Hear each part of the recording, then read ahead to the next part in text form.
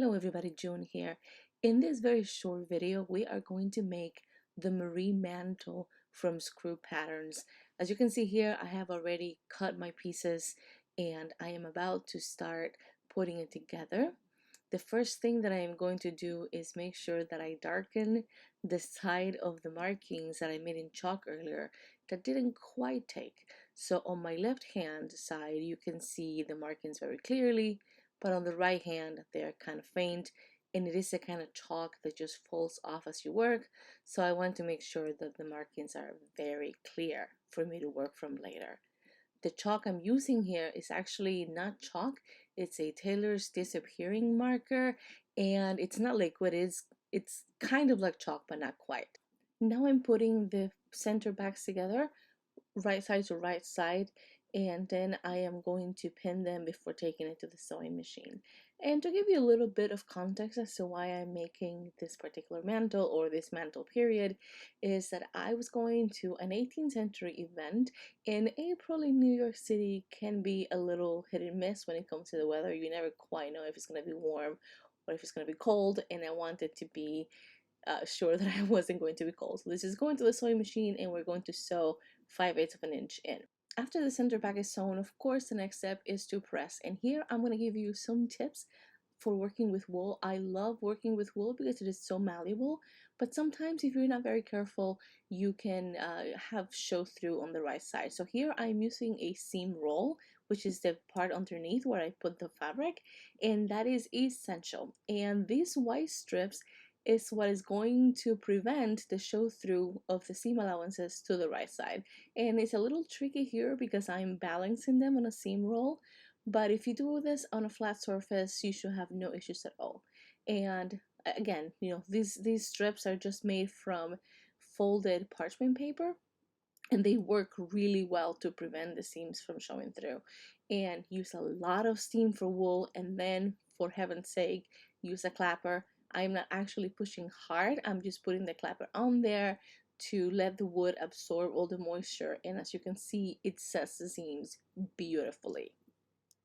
This is what it looks like on the right side, not even a shadow of the seam allowances.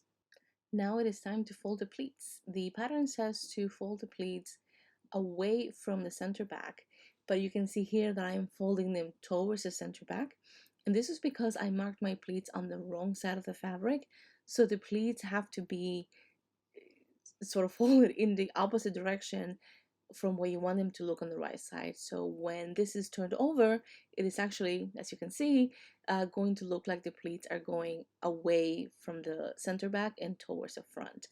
And the pleats are not even, they are slightly different sizes.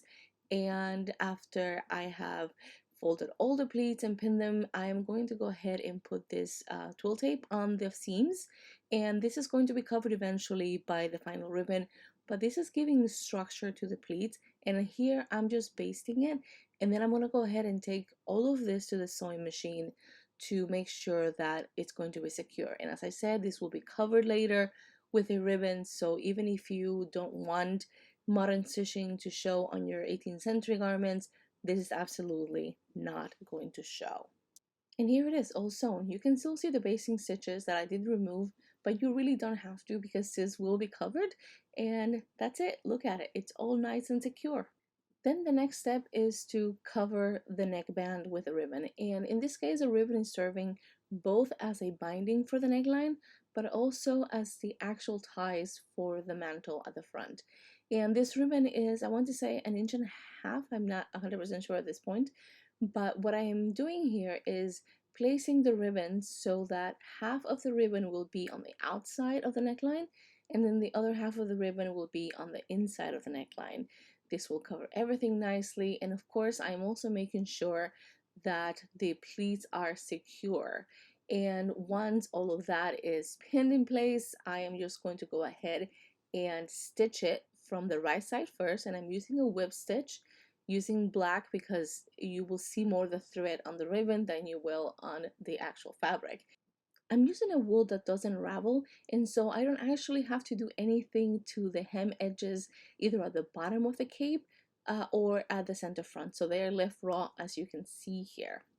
The next step is to fold the ribbon to the wrong side, and again pin everything in place, making sure that all of the pleats are aligned nicely, that you're covering the white ribbon, and most importantly that at the very edges of the center front the ribbons match, so that exactly half of the ribbon is on the inside and half of the ribbon is on the outside, and this is just going to make it look pretty. And then of course you have to go back and sew with a whip stitch just like you did the outside.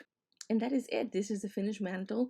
It looks very cute, and I just love how the pleats turned out.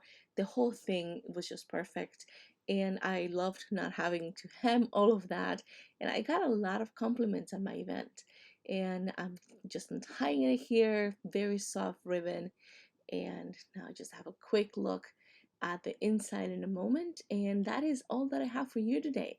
Thank you so much for watching, and I will see you next time.